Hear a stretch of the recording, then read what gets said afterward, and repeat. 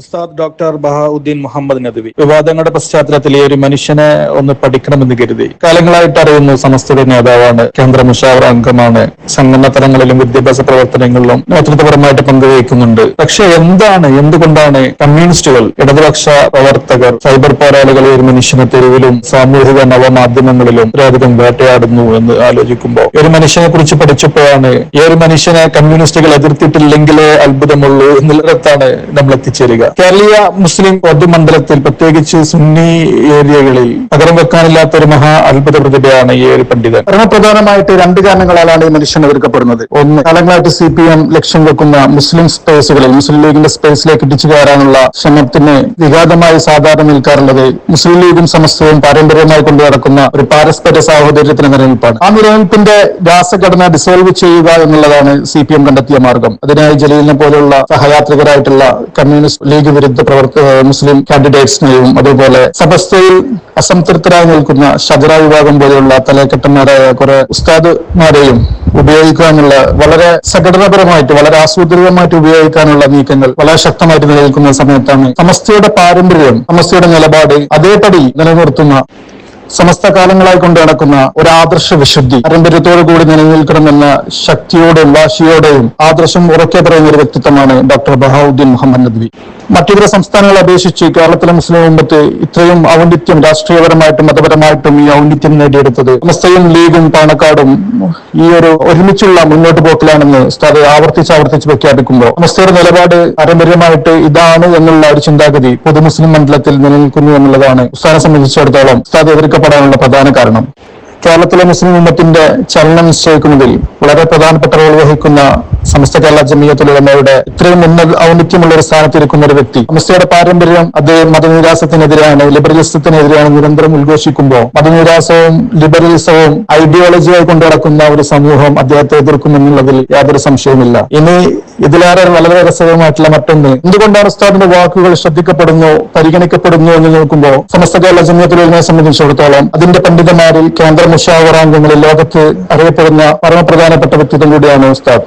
കൂട്ടത്തിൽ general secretary ആൽക്കുട്ടി സാബ് കഴിഞ്ഞാൽ സംഘടനാ തലങ്ങളിലും സംഘടനാ പാരമ്പര്യത്തിലും പഴയകാല നേതാക്കളോടുകൂടെയുള്ള സഹവാസത്തിലും ഉസ്താദിനോളം പരിചയമുള്ള വേറൊരു വ്യക്തി സമസ്ത മുഷാവറയിലില്ല. കമ്മ്യൂണിസ്റ്റുകാർ ചവച്ചു തുപ്പിയ വെസ്റ്റ് ബംഗാളിന്റെ മണ്ണിൽ അവിടുത്തെ പാവപ്പെട്ട ന്യൂനപക്ഷ വിഭാഗങ്ങൾക്കിടയിൽ ഇദ്ദേഹത്തിന്റെ നേതൃത്വത്തിൽ നടക്കുന്ന വിദ്യാഭ്യാസ പ്രവർത്തനങ്ങൾ കാണുമ്പോൾ അത്ഭുതപ്പെടാനേ നമുക്ക് സാധിക്കൂ. ഏകദേശം 10-35,000 വിദ്യാർത്ഥികൾ, പ്രാഥമിക മതപഠന വിദ്യാഭ്യാസ സ്ഥാപനങ്ങൾ, പ്രീ സ്കൂളുകൾ, ശരിയ കോളേജുകൾ, ദാറുൽഹുദയുടെ വലിയ ഓഫ് ക്യാമ്പസ് തുടങ്ങി വലിയ ഒരു സംഭവം തന്നെ അവിടെ നടന്നുകൊണ്ടിരിക്കുന്നുണ്ട്.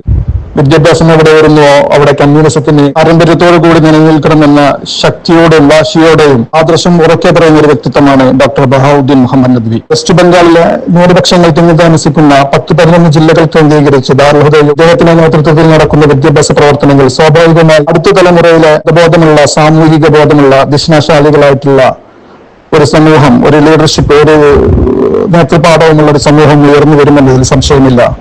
ഇത്തരം വിദ്യാഭ്യാസമുള്ള ഒരു സമൂഹം ഉയർന്നു വരുമ്പോൾ മുസ്ലിം ന്യൂനപക്ഷങ്ങൾക്കിടയിൽ ഇനി ബംഗാളിൽ ഒരു കമ്മ്യൂണിസം ഉയർന്നു വരിക എന്നുള്ളത് അപ്രാപ്യമായ സംഗതിയായി മാറും. സ്വന്തം പ്രവർത്തനങ്ങളുടെയും നിലപാടുകളുടെയും കമ്മ്യൂണിസത്തിന് ആണിവെക്കുന്ന ഈ ഒരു പണ്ഡിതൻ, ഇദ്ദേഹം എതിർക്കപ്പെട്ടില്ലെങ്കിലേ അത്ഭുതമുള്ളൂ. വിവാദങ്ങളുടെ പശ്ചാത്തലത്തിൽ ഇദ്ദേഹത്തിന്റെ നേതൃത്വത്തിൽ വെസ്റ്റ് ബംഗാളിൽ നടക്കുന്ന വിദ്യാഭ്യാസ പ്രവർത്തനങ്ങളുടെ ഒരു ചെറിയ ഡോക്യുമെന്ററി കൂടി നമുക്ക് കാണാം. In the Bhimpur village of Birbhum, at the heart of West Bengal, a silent educational revolution is unfolding. Darul Huda Bengal campus, affiliated with Darul Huda Islamic University, Kerala, came to the land of Bengal through the sincere efforts of visionary Sufi scientist Marhum Dr. Munkir Hussain Sahib in 2011. Since then, it continued to progress upward with nearly 80 students being admitted every year and receiving quality education for 12 years out of any cost. In Darul Huda, students are trained under a holistic and inclusive framework that combines traditional and modern sciences, interpersonal communication and language skills, as well on demand technological education, while shaping scholars who can serve the wholeness of humanity and present Islam with its universality. Graduates from this campus are engaged now in various services and pursuit of academic excellence. Furthermore, students of Darul Huda Bengal campus have remarkable records of excellence in various academic programs, national, international conferences and competitions. From innovative preschool like Darul Fawz Educational Center and a dedicated girls' college to social initiatives under Alumni Association Hadia, Darul Huda stands committed to empowering every child in the state and beyond. Join this educational movement of Darul Huda where continuity and tradition meet together, where values of morality and practicality are cherished forever, where religion and science touch each other, and where students serve to make all better. Join Darul Huda where knowledge inspires hope and leadership for better future.